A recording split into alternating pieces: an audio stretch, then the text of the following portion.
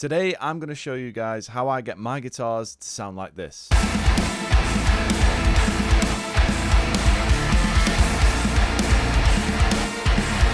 We'll be going through 3 steps to achieving an aggressive guitar sound.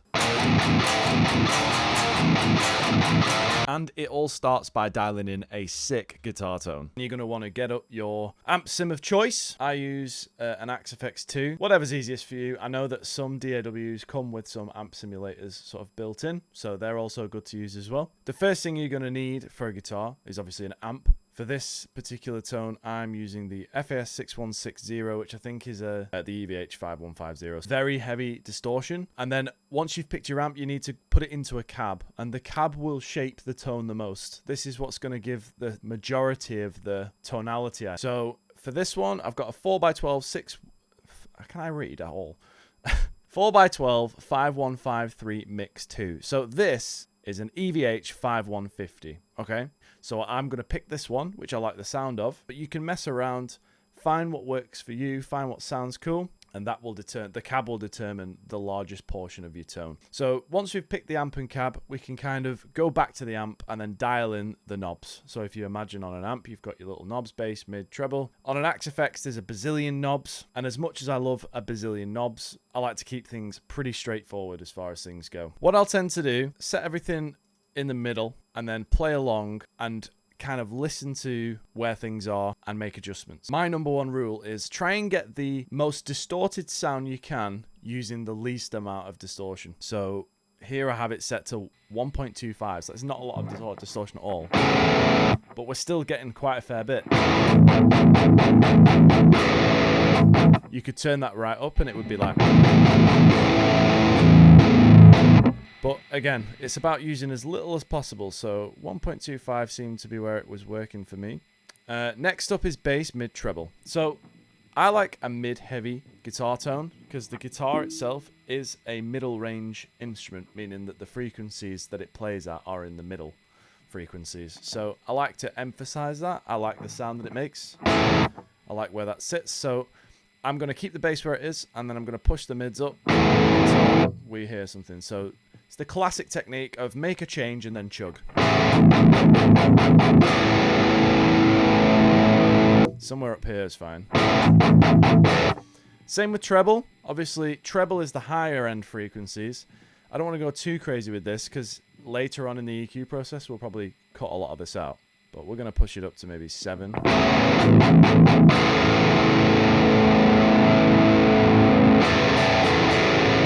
The next step that I like to do is put a drive pedal on before the amp. So this is a technique that's as old as time itself. What it does is it adds extra distortion. So this is with the pedal with no boost or anything. It's just adding that extra sort of layer of distortion before the amp. But what's really nice about adding a pedal before the amp is the ability to shape the tone, which is the higher frequencies, and you kind of get this bitey tonality to your pick attack, which you don't kind of get from anywhere else. So I leave the drive as it is because just activating the pedal itself increases the distortion in the tone alone, and then we're just going to adjust the tone to taste. So you can already tell straight away there that this is sounding a lot higher up than before. So if you turn this off, all of a sudden it pushes all of the higher frequencies up, and this is that genty tone that was like very popular. So the higher you go, the more pick attack you'll hear.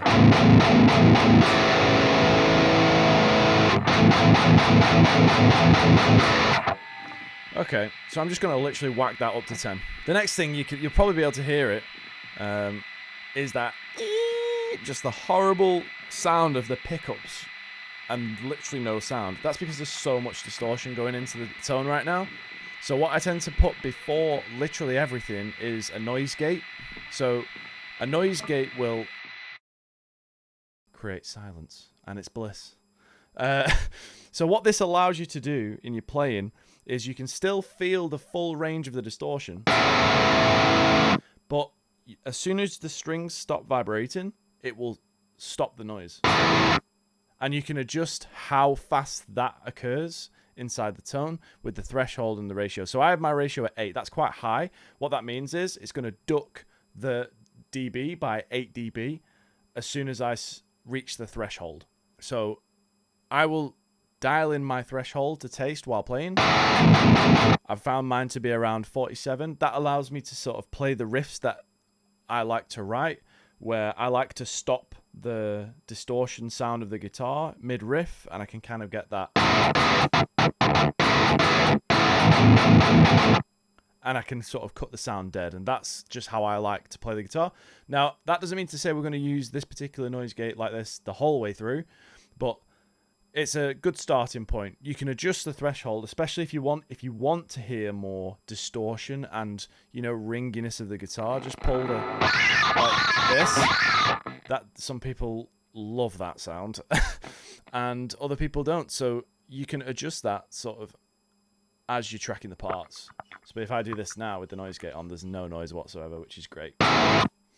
Cool. So we've got a noise gate into a drive pedal, into the amp, into the cab. So that right there is the spaghetti bolognese. That is literally my entire tone. Everything else is going to be done inside Cubase at the mixing step. And what I tend to do is once I've found this tone that I like, I will track the guitars with this tone, but I'll also record the DI so that if I change my mind or if I want to reamp using something different like Neural DSP or whatever, I can do that to the DI, and I have that flexibility. If you don't record the DI, you're stuck with whatever tone you've recorded, and that's that. And there's no reason not to. Like, if you have availability to record the DI and your wet tone, then just record them both. I mean, the Actifex is really good like that. You can record them both at the same time. Okay, so now that you've dialed your guitar tone, the next step is tracking the actual guitars. So how do we go about that? So here you can see the demo guitars that I've written. So what I'm going to do is mute all of that, or at least mute the ones that I'm going to track. And what I'll do is I'll create a new, I could probably just duplicate it. So I'm going to duplicate that track, delete everything on it. It's getting sent to the guitar bus. So this is now my guitar left wet. Well, then we're going to duplicate it again. And we're going to call this guitar left DI. I'm just going to do a test record over here. Let's enable both tracks. So as you can see, we've got the wet track here. And hopefully the DI as well. There you go. Perfection. And now we're good to record guitar left. But while we're here, we might as well duplicate guitar left. And we'll call it guitar right. And then we'll pan them the other way. So we've got a left guitar and a right guitar. Now we are officially ready to track guitars. We'll go for a left channel and a right channel. That creates a really nice widthy guitar tone. But then in some cases, I'll use 4 tracks where I'll go all the way left, all the way right, and then 70% left, and then 70% right, if I want the guitars to be particularly thick in that moment. And sometimes, if you're being extra cheeky with it, you could use a different cab in your tone to create and blend it. And you just blend those tones together, and it creates a thickness like no other. So make sure you're warmed up, and make sure you know what you need to play. And then the aim is to track sort of the best possible takes that you can. So this is another reverie track that I've been working on. I think it's going to be the first track on the album, and we're going to track some guitars for it. I tend to have all the instruments except the vocals on when I'm tracking, just so that I can have peace and quiet in my own ears. Who wants to listen to my voice, eh? So here's a fun one for you. I just tracked the whole song and it didn't record it. So I'm going to retrack some for you now and try not to cry. I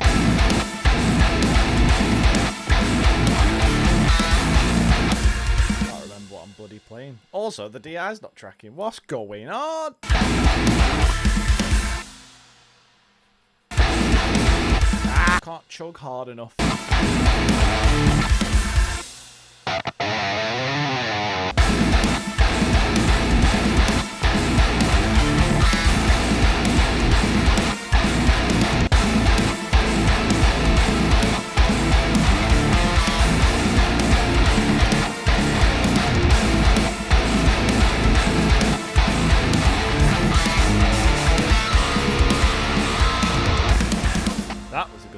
So even though I've only tracked a little portion of the song, I want to share the last step with you guys of how I achieve a heavy sounding guitar tone. Half of what makes a hard hitting guitar tone is actually the bass and drums. So One of the biggest elements that's going to make a difference to your guitar tone hitting hard is the kick drum, because on your down notes, having a clicky or like a really nicely EQ'd fat bass drum that times at the same time as your chugs, there's nothing quite like it.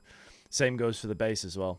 So what we're going to do is have a quick look at the signal chain. So the first thing we're going to do is we're going to take the bottom off. So that what that does is it gives room for the bass, because that's where the bass occupies, and up here is going to give some room for the cymbals, because that's where the cymbals occupy. And also this is where all the harsh, horrible guitar distortion-y sounds live. So taming that back at the top is often advised. So this is what it sounds like just as it was tracked.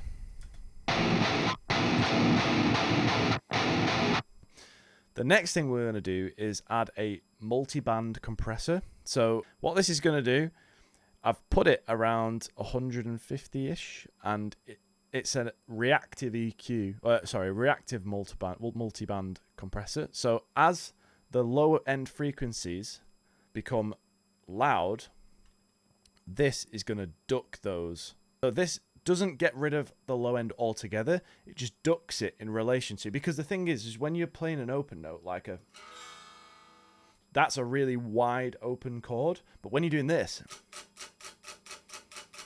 that's a lot louder. And as you take the guitars, you can see it in the DIs, that's a lot louder, and the multi-band compressor will just duck those down to make it less oosh and more mid-range instrument.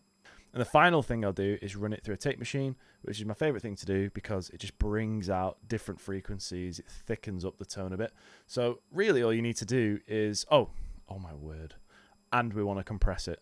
So we're going to EQ it first, then we're going to compress it. So what I want it to do is I want it to make all of my playing the same volume.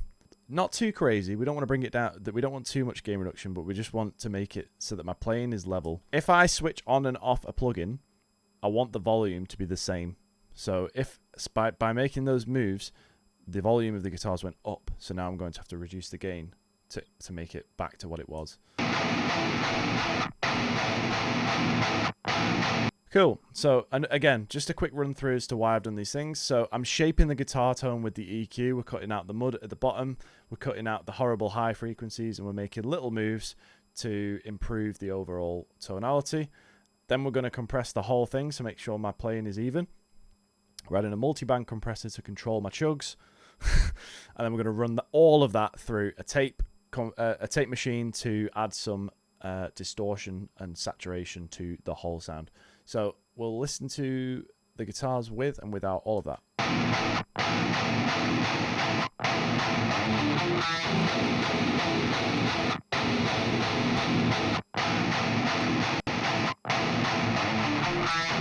Okay, so now that I've sort of tamed my guitars in, I'm going to do it alongside the bass. Now, I've already pre-mixed this, so this should sound fine.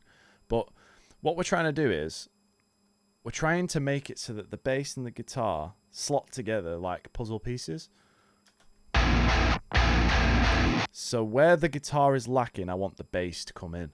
And where the bass is lacking, I want the guitar to sit, to create a thickness. Down with the thickness. So this is the EQ for the bass channel. I'll show you. So we're boosting low end and we're cutting off like sub frequencies that you can't hear. We're going to boost the low end. So this is where the majority of the bass sound comes in. We're ducking anything after sort of 250 there. That's your mid-range. All this is mid-range. And you can see by the, if I play it, you can see on the frequency graph that you can see as it's playing. There's a big dip there. That's where the guitar lives. And then this section here, this is a boost at 16. This is a little trick that Nolly likes to do. Because this is a Dingwall bass, and it works on all the basses, but the Dingwalls have this like insane, gnarly little twinge at 1600. And if you push it, it blends really nicely into the high end of the guitars. So, and it lets you differentiate the bass as well. It's not just lost.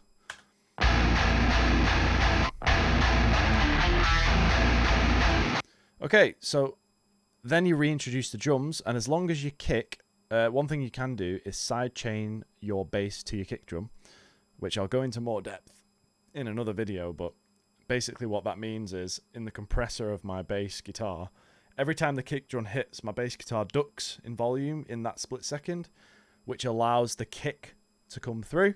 So the kick's going to come through, the bass is going to duck because of the sidechain, and my guitars are also going to duck a little bit because of the multiband compressor on the chugs. So it just allows for a full whack on the kicks.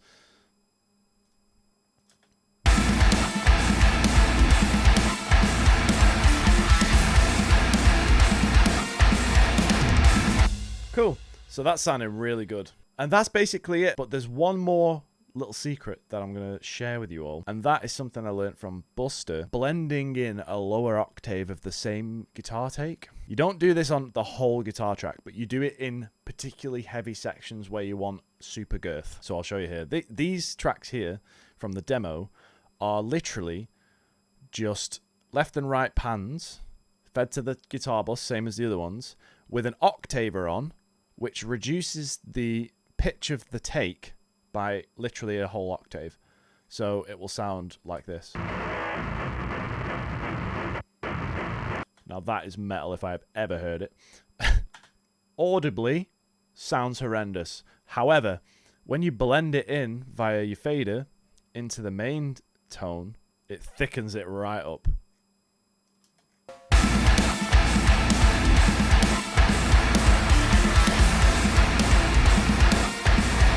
So even now, though you can achieve a heavy sounding guitar, it's important to make sure that you can write riffs that let those heavy guitars shine. So if you want to watch a video about how to do that, check out this video here. But otherwise, thanks for watching the video.